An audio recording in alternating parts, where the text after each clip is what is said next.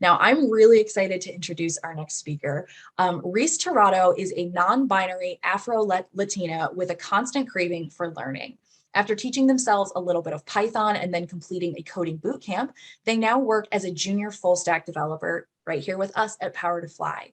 In their spare time, they enjoy writing under a pen name and are on the way to publishing their debut novel called Burn Down, Rise Up. So welcome, Rhys. I'm so happy to be in conversation with you today. And I'm so happy to be meeting a fellow PowerToFly employee. I'm sure you can attest to this. There's a lot of people that you meet virtually that you might never have a chance to meet in person. So I'm always really excited to see how much of our team is expanding as we continue to grow. So welcome and thank you so much for joining us today. Thank you. I'm really glad to be here. We're so happy to have you. Do I have your name pronunciation correct, Rhys? Yep. Awesome. Now I'm going to be checking with everyone just because I want to get it right. So thank you for that. All right. So can you tell us a little bit about how you developed an interest in coding? I think this is something that some people come to very early, and there's other people that don't find this type of interest until very late. So can you share with us a little bit about how you got here? Sure. So I got into coding kind of like, I guess not like extremely late. I'm still in like my mid 20s, I guess. So I was actually in the bio field before this. So I got my bachelor's in biology and then I got my master's in bioethics. And I was kind of like jumping around from job to job looking for opportunities within, biological research when, I kept hearing about different, coding softwares that were like good for just in general doing research. So I started kind of teaching myself Python along the way. And right when I was going to start a real brand shiny job, the pandemic happened. And dun dun dun. Yeah, so it just didn't happen. I was all set to, start off a new job and just, everything got immensely delayed to the point where it's like, all right, I might as well just try to find something else where I'm not working in a hospital or, in a research lab. And at that point, maybe not dive right into the eye of the storm. Yeah, exactly. Because I think that time it was like I was going to be working at Columbia University, so I was definitely going to be like right in the middle of it. And I was just like, I don't feel like getting sick. I just don't feel like doing that. And at that time, I was very much interested in coding in general, not just for research purposes. But I never thought that I could really get into it because I mean, most software engineers I know got a computer science degree, and I just only had a biology degree, and I thought that like the two were kind of wildly different aside from like the very like narrow pathway where it kind of intersects. But once the pandemic happened, I reached out to a coding boot camp that I was previously interested in, and the only reason I didn't end up going was because it required me to fly to Spain. Which I'm glad I didn't do because that was right when the pandemic really did happen. So it was probably a good idea for me not to do it. You could be getting a crash course in Spanish. Oh my goodness. Yeah. Sorry, my cat is, being very, yeah. Oh, not at all. My dogs are in the hallway pouting because they can't be in here with me. So good for you. You're good. So he's just going to be a little bit disruptive, but he's quiet. So I ended up just going into this coding boot camp called CodeUp. It's an international coding school for women and trans people in tech. I was pretty much interested in it because it was more about trying to diversify the tech field. And it did such a good job in just like diversifying the classroom setting that about halfway through the course our instructor switched from like a woman to a man, and I was just like, oh right, I forgot men existed in this field. What, like I just completely forgot about it. I was just like, right, I'm going into a male dominated field, completely forgot it, just slipped my mind entirely. That's wonderful. Yeah. It was very funny to me. And soon I ended up graduating from the coding boot camp back in April, so just about like earlier this year. And I wasn't entirely unfamiliar with the field. I had gone to a couple of different like meetups with other software engineers who, invited me to, kind of take me under their wing and just teach me a little bit about HTML and JavaScript. And I got very much involved in this other community organization, Trans Tech Social, where I got to meet like so many amazing trans people in tech. One of whom, which like everyone knows about it, at least like from where I am, everyone knows her, Angelica Ross, just an amazing human being that I will never like. I don't think I could ever top meeting. It's just like this is the best person to meet. Like I could probably meet Jesus and I'd be like, okay, yeah. But where's Angelica Ross? She's one of those people that's just, I feel like this is how people feel like when they meet Oprah or when they meet right? like whoever your guru kind of is. She just has that energy about her. Oh my gosh. Like it's fascinating. I love it. So she was actually the one that introduced me to PowerToFly, and was just like, oh, if you're looking for, a few jobs, I can introduce you to some people. And so I like met with a couple of different people in PowerToFly. I've been like using the website for a very long time. And so at a certain point, I was just like, maybe I should just work here. It's fine, right? Like, so I just kind of like did the professional version of sliding into the DMs and like, hey, do you have? Oh heck yeah! You're preaching to the choir. I did the same thing. I was a community member for like 5 or 6 years before I found a job with PowerToFly. Yeah. So yeah, it's kind of the best. I'm so happy that you joined us here. All right, so let's talk a little bit about we talked a little bit about some of the apprehensions that you had because of coming from like a seemingly unrelated field. Were there any other, like advantages that you had when you were going into job searching, like because of the community that you came from? Were there any, connections you were able to leverage there? So I wouldn't say there was, well, getting into coding was a little bit easier for someone like me who had like sort of a STEM background than someone who just flat out didn't. So it was like starting there was a like a little test that the boot camp had us do. So it was relatively easier for someone like me who's like been through statistics, kind of gone through the ringer of that. Getting into the tech field in general, it was a lot easier already being connected with not PowerToFly, sorry, Trans Tech Social. It was a lot easier already being connected with Trans Tech Social because I had done some volunteer work for them. I, helped send out newsletters and worked on like getting their summit together last year.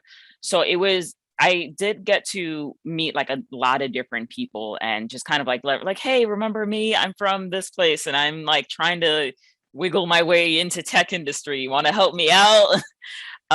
It's very weird because I'm the sort of person that is just kind of like, oh, I'm terrible at networking. Like I don't know how to talk to people if we haven't already met. Like I can't just like message someone on LinkedIn like, hey, let's talk for like, this amount of minutes sometime this week. I'm just really bad at that. But because I did go to some of the events, it made it easier to say like, hey, I noticed you were at this event. What did you think about it? What is your background? How is it going for you? So I guess that like going to the Trans Tech Social events and then like also a lot of the PowerToFly virtual job fairs has helped me a lot in kind of breaking the ice essentially. Oh, absolutely. That makes, it makes a ton of sense because you have this outward, kind of third party thing to either refer to or use as a connection. You're right. It does make it a lot easier. And I think the idea of struggling with making a connection or networking with people that you just have no familiarity with, that is staggering to most people. Like I basically network for a living. I get to talk to all these people. I have to make a connection and help them explain to our network as a whole or our community, explain this thing that they're passionate about or this problem that they faced and here's how they tackled it. And it, even for somebody that does this all the time, it can feel really awkward. And so it's really great to not only shed a little light on that, but also highlight that you don't have to have that personal connection with someone to be able to network a little bit effectively, to kind of give you like a peek into this other world or peek into this industry in which you think you want to pivot. I love that. Yeah. So when you were looking into, and kind of starting this journey into tech, what skills did you highlight in your resume from your previous, career or your previous professional life? I would say bringing up my master's in bioethics. Bioethics is like particularly about how, let's say, like medical science and ethical issues kind of intersect. So a lot of things that have to do with, power of attorney, or is it ethical to divulge like this kind of information to a patient's, extended family, etc.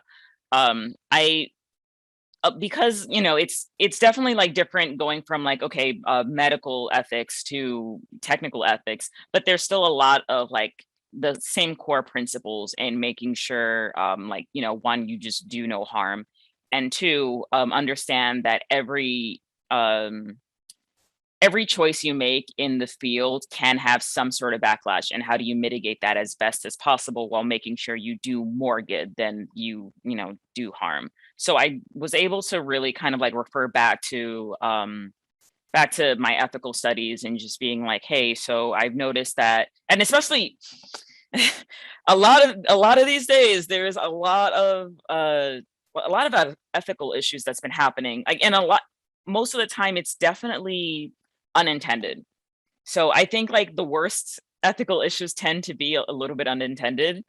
And it's a matter of, one, you can't just pretend like it's not there, because that's not going to fly. You can't just say, hey, this isn't possible, and it's just like, but it's happening, so let's work with what's happening, and then we can run our way back to like how it shouldn't be possible. So a lot of the times, like scrolling through Twitter, or like sometimes I read a lot of tech journals, and I see like, hey, this gathering some sort of data on this type of people is actually doing more harm to this community than good. Why did we think that gathering this data was a good thing? And how do we, if there was some sort of good that was supposed to be intended, how do we make sure that that actually happens without harming these, like, the same marginalized group of people? So Yeah. that's what I kind of worked my way in with that, in showing that not only am I interested in the tech field, but I have some sort of ideas on how the field can be better than it has previously been. Yeah, you're right. I mean, I feel like these are the same kind of things that, like, these ethical holes that people keep kind of stepping into. It's not that they didn't exist previously. It's that seemingly no one cared what the repercussions were a lot of the times, because many of us were either just ignorant or completely clueless and about what was going on or what was being experienced by people who are not us. So I feel like that's a really important thing that you highlighted. You're right. There are ethical concerns in so many fields right now that seem really new for a lot of people. But if you've had any kind of, like you said, any kind of history within an ethics space, or thinking about that in terms of your larger industry or profession, it's really easy to connect the dots and to see these kind of threads all over. But before Right. you had that familiarity, you don't have Yeah. this experience. You don't have that perspective, which, is kind of core of the importance of not only like the visual diversity that we all are trying to strive for, but also the invisible diversity and what someone's background is in. What was your previous career in? I've come from a paralegal background, so I have a lot to say when it comes to things like ethics, the legalities of, different features on a website, all kinds of stuff. So I Right. love that idea of really, really using that experience that you have to not only find your way into this new field that you want to explore, but also showing what you are bringing, where the culture gap lies in, in that team or in that company or in that industry. So yeah, I absolutely love that.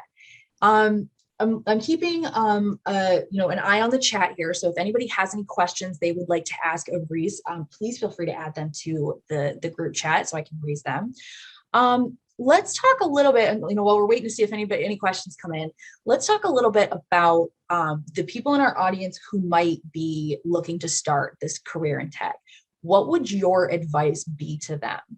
Is there something that you did that you would have done differently and you want them to not make that mistake? Is there something that you did that was really, really successful for you that you want other people to take advantage of? What would your advice be? I would say find a community full of people that looks like you. And what I mean about that is I mentioned that I did go to a few coding meetups, which was like all fine. I didn't like run into major issues with any of these people, but knowing how, a lot of the people were cishet white dudes kind of made me feel very intimidated because I just knew like, okay, we look very different. Our experiences are going to be very different. I feel like a little bit more intimidated and I'm kind of like halfway back out the door. Like I'm kind of psyching myself out. So I would say that the best thing is to just find a community of people that looks like you, just so you feel a little bit safer and you're not like doing half the work of, because there's plenty of people that would love for you to not be in that space. You don't want to give them, don't do half the work for them. Don't do it to yourself. So that would be like my first advice. Just if you can find like maybe even if it's a small meetup group, just try and find those people and regularly check in with them. I was in like weekly meetings with Trans Tech Social, and like that's kind of how I did my weekly check-ins, just letting them know that, hey, I started this new course on Udemy, or hey, I'm using free code camp to learn more coding. This is how it's going for me. It's just like something that keeps you kind of moving forward, even incrementally. I love that. I love that idea of that like kind of incremental move forward. Because you're right, kind of dipping your toe into that group, especially when, I mean, to a certain extent, you knew you weren't going to be surrounded by people that looked like you, people that had your life experience, people that would that you would be immediately more comfortable with. And so hats off to you to start with, because that is Yeah. incredibly brave.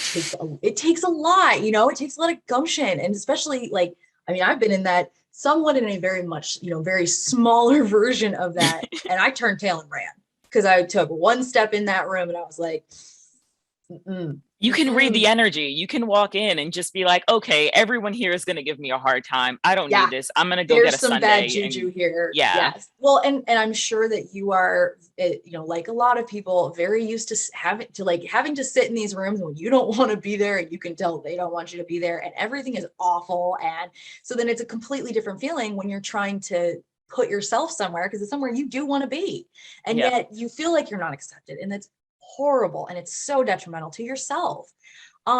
So one of the things that I want to kind of pivot back to a little bit before because we only have about 10 minutes left.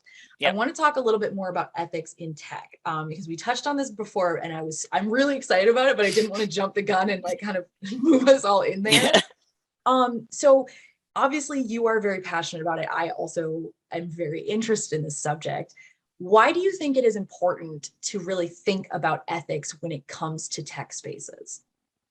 It's I think the biggest thing that people go to when it comes to ethics and tech is like, oh, when robots rise up and like oppress humanity. It's the most extreme thing that people think of all the time, and I'm guilty of that. That's kind of how I approached it as well.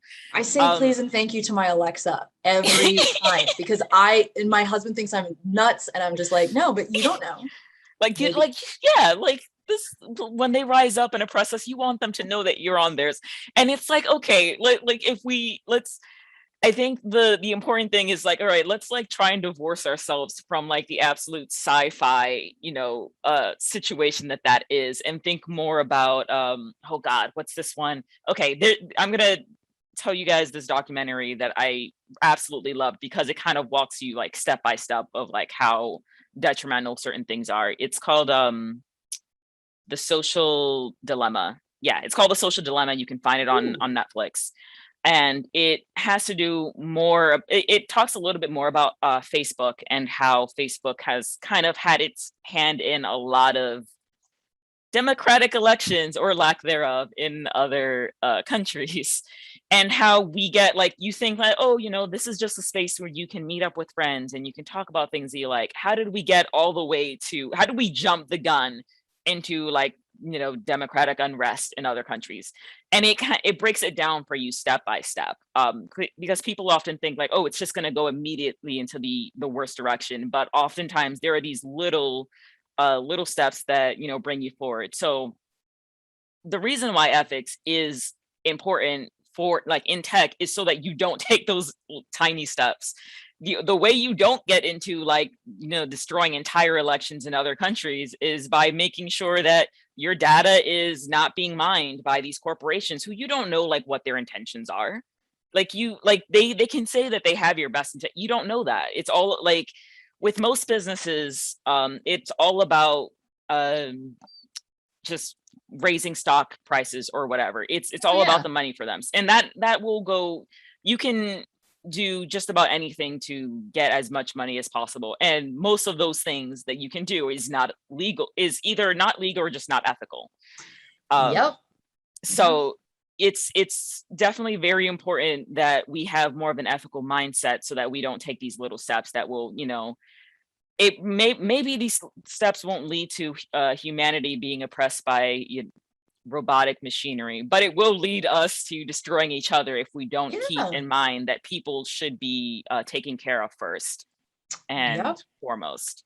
Well, and that's a really good point to make. Like you said, that idea of if you don't know where that boundary is, and especially in a field like tech where things are expanding and things are changing so quickly that a lot of the things that seem kind of part of daily life now it's not even they weren't even thought of. There was no way to make them possible even 5 years ago.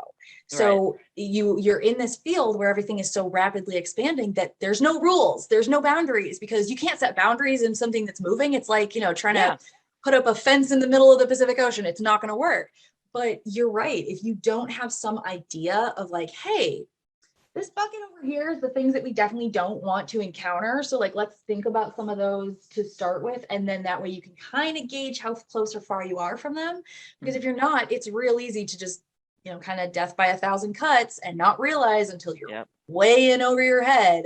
And I'm so sorry, like the idioms used in this these sentences might have been crazy. So apologies. It's okay. But yeah, it's really difficult to like not step in it. It's really difficult to avoid it, and really, avoid the situation of being ear deep in something and realizing, oh God, no, this isn't what we wanted to happen. All right, we only have 6 minutes, and I want to make sure that we push some of your stuff as well. So you are an author. Talk to me about this. Is this the bio says it's your first book, but is this your first foray into writing? Did the writing start around the time you wanted to change into tech? How does this all fit into your journey? Writing started back in high school, honestly. I wrote my first book in high school. It was not good. I don't know where that book is, and I'm glad to know that it is somewhere out in the abyss. I never want to look at it. It's very bad, as most writing is in high school. Not bad. It's just, it's your learning curve. Sure, we'll go with that. So I've been interested in writing for pretty much a long time. Even I think that it's a lot. It helps me kind of get creative. So while tech is just me like learning what the rules are and how to use them to build an experience or build a software, going into writing kind of helps me kind of like destroy those boundaries a little bit, so I can kind of think about what would it be like if machinery rose up and like oppress humans. Like that's where I can get a little bit creative with my thoughts and just kind of like let myself daydream. This is my first book. This is my first published book. I've written short stories that's been published in like smaller magazines, like Faya magazine, FIYAH. Fantastic Black speculative magazine that everyone should be subscribed to. I don't work for them, so this is not like me like just this is just me telling you I've been published by them. I love that. No, please share the stuff that interests you, because this is how I find a ton of stuff. Like I'm excited to watch that documentary you talked about tonight. So thank you. No problem. So my first book, Burn Down, Rise Up, has to do specifically with my hometown. I grew up in the Bronx, New York, and I kind of started that book with the thought of what if something like Stranger Things happened within the Bronx. So Stranger Things is definitely the kernel, the main core of Stranger Things is like MK Ultra, that whole experimentation and like kind of building a story around that. And so I looked into like growing up in the Bronx, you just kind of like know a lot of like the history and stuff. And so I picked like just one specific thing, which was the Decade of Fire, in which if you're not familiar with it, Decade of Fire was a a literal decade in which most of 80% of the Bronx was burned down, mostly by landlords, because there's a lot of like redlining history and white flight that went into it. Bugsy, you are going down on the floor. That was my cat. Sorry. Hey, Bugsy gets really stirred up by this topic, which I completely understand. So Yeah. So I went into it thinking like, okay, if I took the Decade of Fire and I made it into like a sci-fi horror situation, what would that look like? And now you get kids on a train going into a hell version of the Bronx and trying to rescue, their significant others and such. I cannot wait for this. I Yeah. seriously cannot wait. Thank you. Thank you for Yeah. telling us about this. It's definitely something that I've been working so hard on. I know we only have like 3 minutes left, but like it won't come out till like next year. Okay, but yeah. where can we look for it? Where can we follow you someplace to make sure we know like where to get our hands on it, all that kind of stuff? I keep forgetting this is my author Twitter. It's V_E_Tirado. Okay. You can follow me on that. That's where I throw all of my author stuff, whether it's short stories, book ideas. You can, if anyone like wants to like get more information there or needs like rights information, my agent's is like, in my bio. You can like reach out to her about it too. Awesome. Yeah, so that's what I do when I'm not coding. I'm so excited to get in touch with this. I'm so excited. I can't wait for the book to come out. I'm like, we're going to have a PowerToFly book club that's all about reading like a PowerToFly author. We're going to be so excited. You have no idea. I already know like at least 3 people through PowerToFly that I'm going to reach out to about this. So cannot wait. So last question, who's your favorite author? Oh God, that's something that takes. It's hard, right? It's such a hard question. What's your favorite song? What's your favorite movie? I can never pick one. So what's who's been your favorite author recently? Oh my God. I feel like, what is my absolute favorite?